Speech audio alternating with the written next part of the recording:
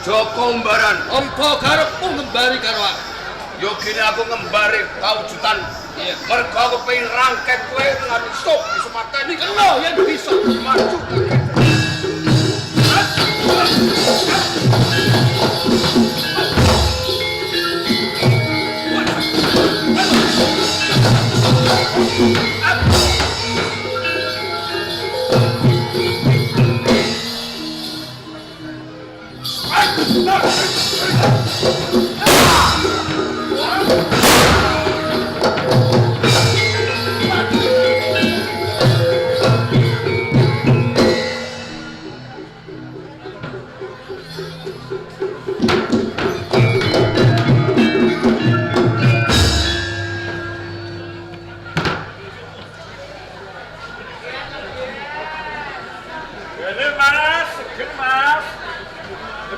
Legan kali sak bumbung, Mas. Lho. Sapa iki ana bocah kublak getih. Wah. Awake kok takut kabeh. Wah. Wis ono. Wis urip sada iki. Nek kok. Nek. Oh ya. Awak kok kublak getih kabeh. Oke. Nah. Kowe iki yo kesusu kok. Ditaske.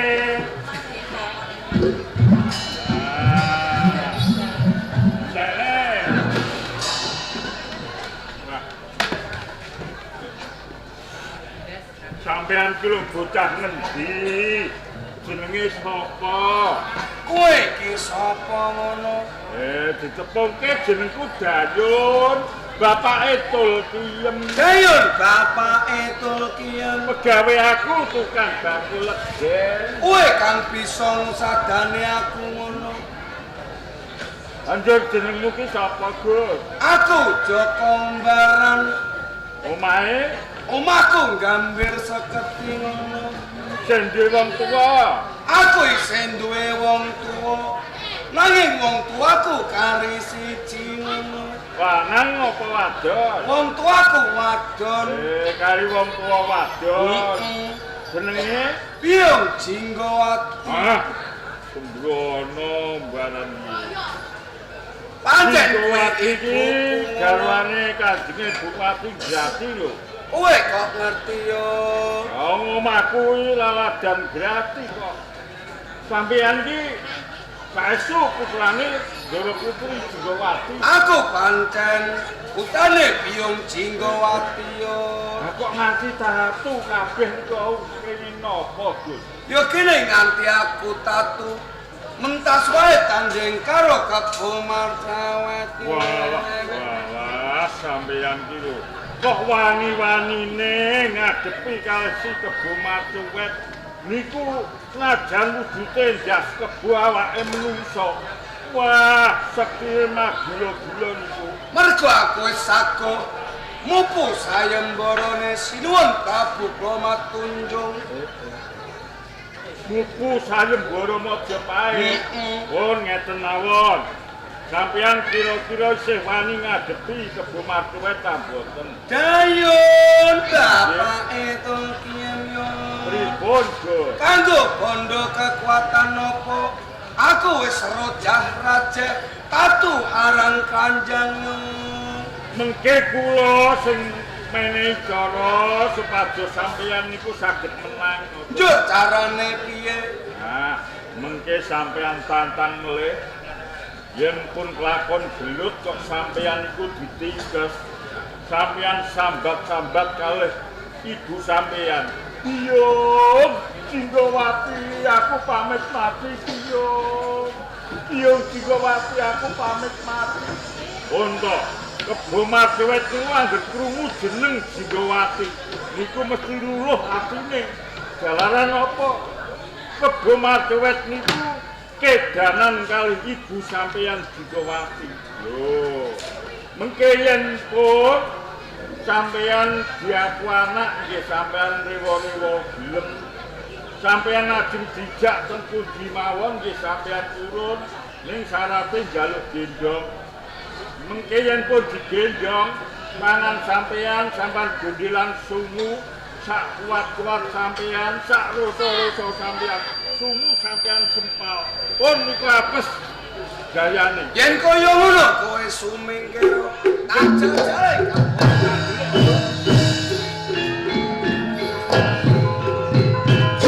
Kebo matrawat ayo matuon jaba kowe Serep nyawamu kowe umbaran. yen aku durung bisa ngrangket kowe tak suwanke ana ing kraton Maja Maju tak gedeng sirah. mati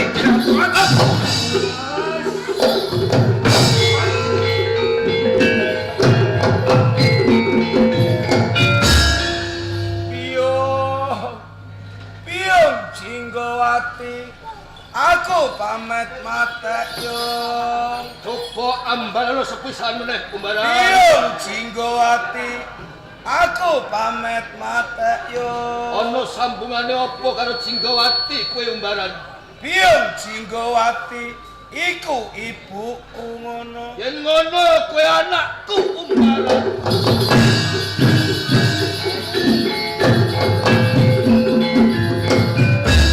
Umbaran, apa kabomat ngono kok ra gelem ngomong dik mau-mau. yen aku kandha wiwit mau ketoprak bare jam 3 Iya ani. Umbaran, apa kabomat saiki ibumu cumondhok nyang ndi umbaran? ibuku ana ing Gambir Seketi Isih ayu ta ora? isih semlohe Isih. semok dan aduhai Isih semok, isih aduhai. isih ayu Aku kepengin ketemu ibumu Jinggawati umbaran. aku gelem ngarepno kowe Iya. nanging aku duweni penjaluk Apa umbaran? aku njaluk gendong kowe Tak gendong kemana-mana. nganti teko Tambak Rama Ape tuku sego tewel. karo main ojong-ojong Yen pancen kene munggah enggakku umbaran.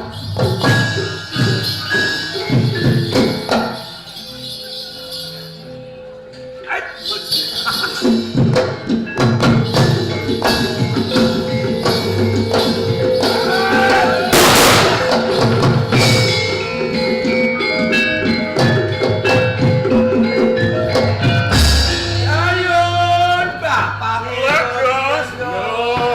Waduh, jebul apa kang dadi kandamu kabeh mau bener nggih to. pengapesane Kebo Martrawat iki saka sungune yo Lho, Gus, heeh niku kok enten celenan-celenan. Wah. Enten pusaka kalih, Gus. Wujud pedang kalih.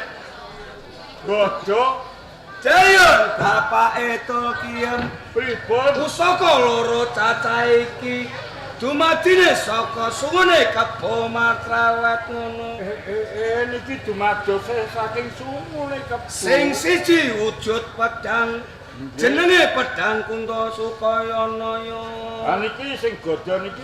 iki jenenge Gada Wesi Kuning Ngoten. Dayun Pripun, rene Bu? kang bisa mupu sayembara aku ayo bebarengan sowan ana ing kraton Maja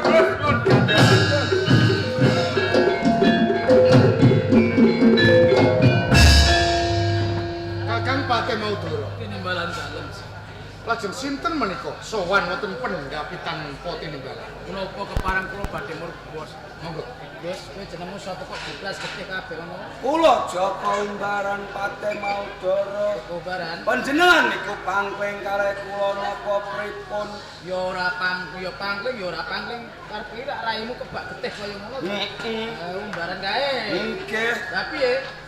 kula pun sago mupu sayembara sinuwun Prabu Brahmatunjung Iya ya. Kelamban kula tanding kalih Kebo Martrawat. Kula kantuk kamenangan sinuwun. yen panjenengan boten pitados monggo agak kalih niki. Nggih, kula seksine Ndara. Menika umbaran rikala semanten derek mupu sayem nggon. Oh, ki mupu Giripaten Boyo. Lah kae sapa kae? Kula Dayut. Pernah apa karo umbaran? Kula rowanipun. Ya. Umbaran Inggih kula sinuwun. wis dadi sabdaning ingsun sapa kang bisa ngendarat Kebo Marcuet bakal ingsun paringi ganjaran. Mula kanthi kuwi Gandeng Kadipaten Granti saiki wis komplang. Sira ingsun jumenengake Hadipati ing Kadipaten Granti aja nganggo jeneng Joko Umbaran nanging nganggo jeneng Wuru Bisma Minak Jingga.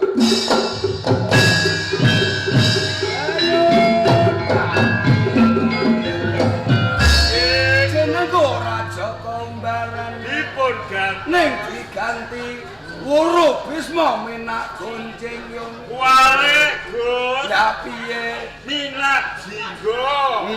Yung. Gandeng Kadipaten Granti saben-saben ana hadipatine mesti merong kampuh Jingga mbalela saka Majapahit. Kanthi kuwi Kadipaten Granti tak ganti jeneng dadi Kadipaten Blambangan. Ayo.